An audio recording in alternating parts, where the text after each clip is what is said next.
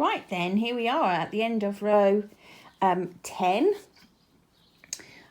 Beautiful. I'm going to turn it so we're looking at the front side without all the yarn ends everywhere.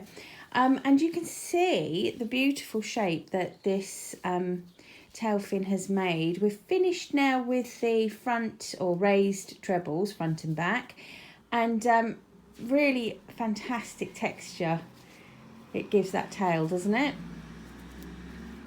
Absolutely wonderful. So we're nearly finished our fin, and in fact the tail in general, we're now at the point where we've just got these last 2 rows to do, and they are very straightforward trebles, and I think there's some doubles in there, so nothing. We've like I said, we've dispensed with the front and back raised trebles. We're going to start fanning this tail even more at the end now, just to try and make it flip all the way round, and we're going to do that by just adding a few more stitches in the ends. I'll show you that as we go. I just want to finish these last 2 rows with you so that we've done it all together, because it's been a real treat. Right, so at the end of row 10 we should have 43 stitches, so just make sure you're there. Hopefully you've been doing that throughout. Probably should have mentioned that earlier, but we should be okay, I hope, to press on now. So nothing unusual with how we're going to start, which is with those 3 chain, which is going to count as our first stitch. Here is where we're going to go tiny bit different. We've been putting just 2 stitches into the stitch at the base of the chain. This time we're going to do 3.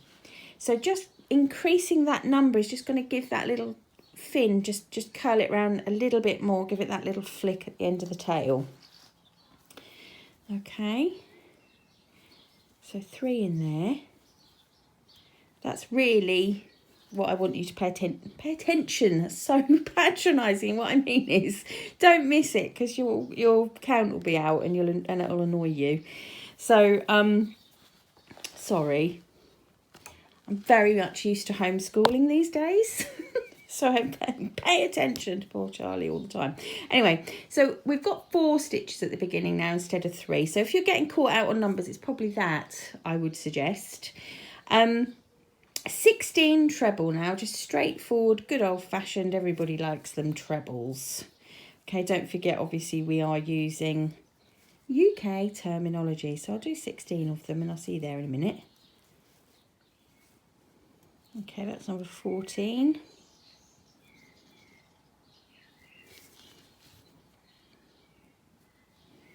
Number 15 and number 16. Okay, so when you get towards the centre of the tail, it can be a little bit deceiving because of that pesky slip stitch right in the middle, which is so tiny you can often sometimes sort of really almost overlook it. You can see it there, it's absolutely minuscule compared to the stitches either side of it. So it looks at the moment to me like I've only got 1, 2, 3 stitches. Oh, I've only got 3 stitches left. Have I miscounted? Let me just double check. So 2, 4, 6, 8, 10, 12, 14, 16. Yeah, I've done 1 too many, sorry. So I've got 16 stitches, 16 trebles, and I now need to do 4 double crochet. Like I say, don't panic if you think your count is wrong. Go hunting for that teeny tiny slip stitch, because that will be what is tripping you up. And I say this from a position of tripping up regularly, as you've just seen. In fact, I would think on the first tail, this is no exaggeration, I think I took every row back. I just could not get it right for some reason. It goes like that sometimes, doesn't it? You're just working away on something sometimes and it's dead easy, and then some other times it just, every single row seems to catch you out, and that's what my first half of the tail was like. So I'm really pleased with this one.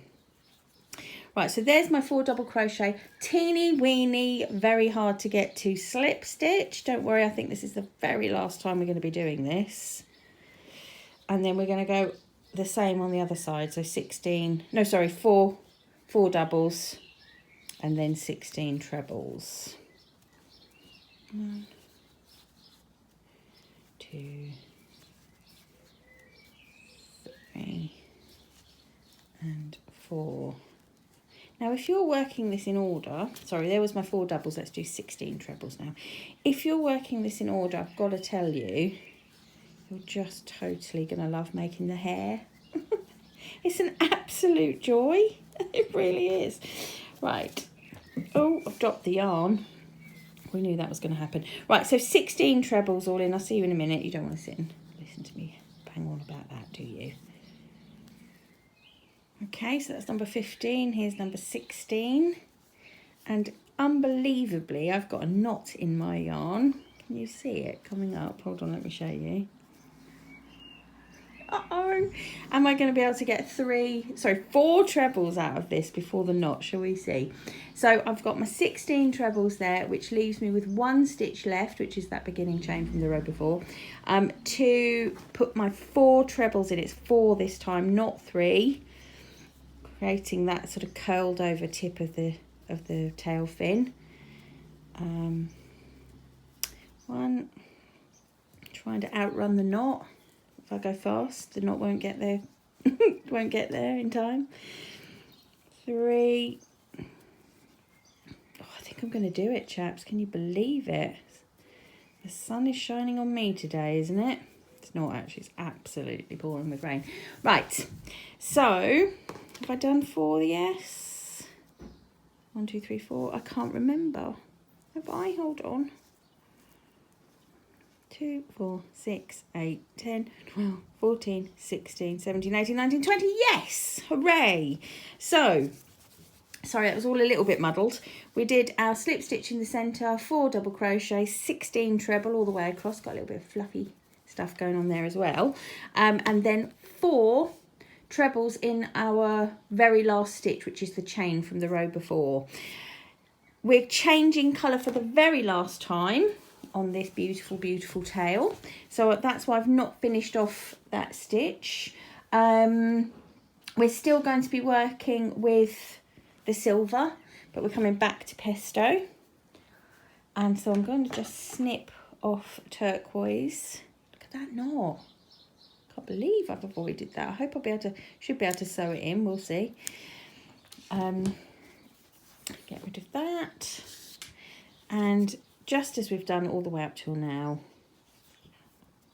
just put the new colour on. I hope you'll indulge me. I don't know if any of you are still watching. If you are, thank you so much.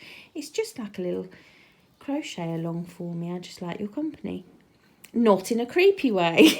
It sounded really creepy, didn't it? Right, sorry. Okay, so we've changed colour. And, goodness me, it's noisy traffic today. I am indoors, would you believe? But I'm of a certain age and I must have a window open at all times. Right, row 12. Let's turn our work. Okay, so we're ready to go for row 12. Literally can't keep Marilla on the desk now.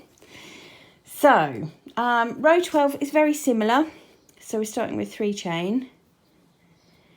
And we're then going to put 3 more trebles in the base of that chain.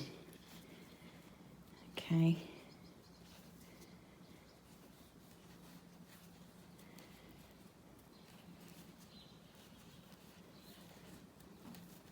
Okay, so I just wanted to remind you of the 4 at the end rather than the 3. Right, okay, so the next bit is sort of very similar to the row before, except we've just got higher numbers. So 19 trebles. Okay, so I'll see you after 19 trebles. Just want to go through that sort of spike stitch with you. Okay, that's 18 and this is 19. And now onto those 4 double crochet.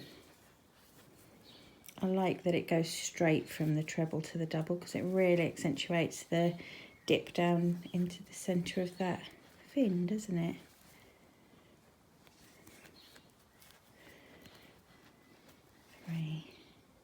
And thankfully we can dispense with that slip stitch.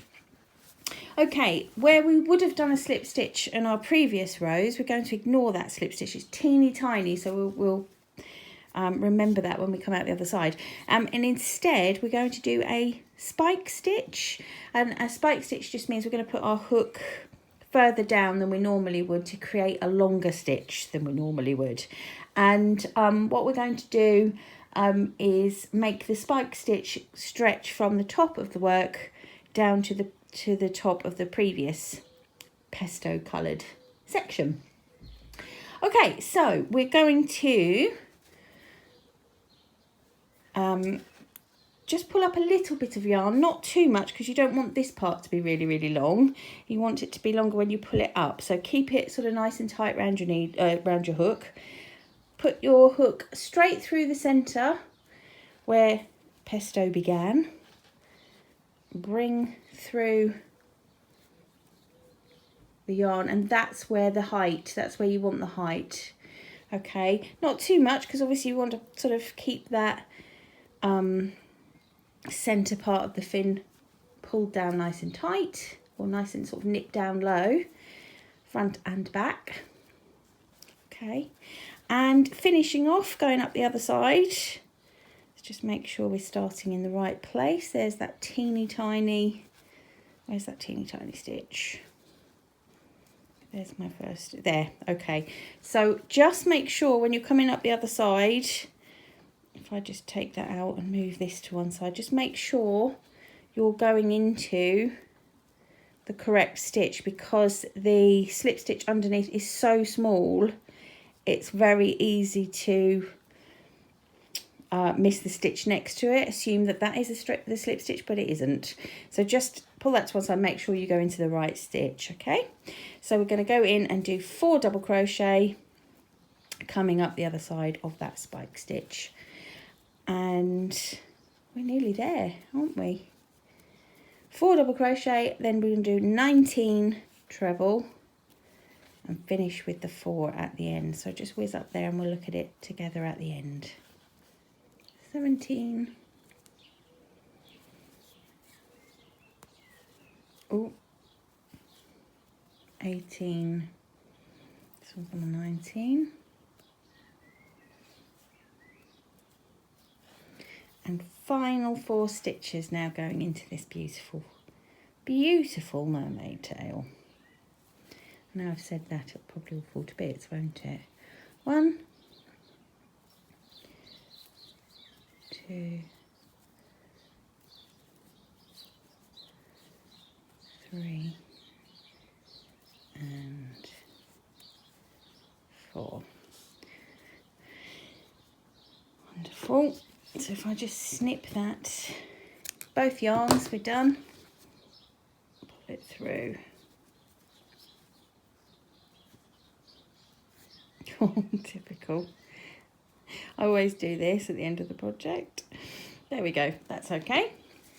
Let's turn it the right way round. Wowza! Beautiful. There is Marilla's tail. That's beautiful. So we have now completed one side. Completed the body and tail. Now what I would suggest is obviously deal with these ends however you want to deal with them, and give her a bit of a block. Now by that what I mean is just pin her somewhere like on a folded towel or an ironing board or anything like that. Do not iron her because the metal thread won't thank you for it. But just pin her out flat, or even pat her out flat. If you wet her, spray her thoroughly with a water bottle. You can even sort of pop her in a sink for 10 minutes or whatever. Put her out, pat her out nice and flat. You can pin her out if you like. I've done that with mine. I don't know if I took any pictures, I can't remember. But I did that with the first half. And if I just show you the difference, just see how sort of flat and neatly that sort of sits. It sits absolutely flat. It feels slightly different as well when you've blocked them. They just feel a little bit more I don't know, you sort of can see how it falls. Yeah, just block it out, peeps. You will thank me for it in the end. So just to keep it, get it nice and neat, and you've got plenty of time for this side to dry because you've got another whole side to do. And a quick word on that before we move on. When you're starting your other body, it works in exactly the same way, exactly the same. You don't have to reverse anything or anything like that at all.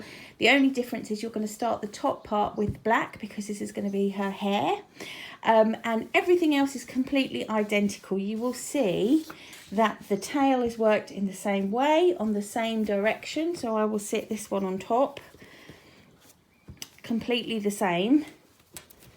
Okay, so there's no need to change direction or anything, because obviously we've got you know, reversible almost tail, because the pattern works on both sides, doesn't it? We've got that textured fin on both sides. There's no need to reverse anything. Everything is identical, like I said, apart from you start with the black hair at the top. So get yourself to the point where you've got 2 of these to put together, and we'll move on.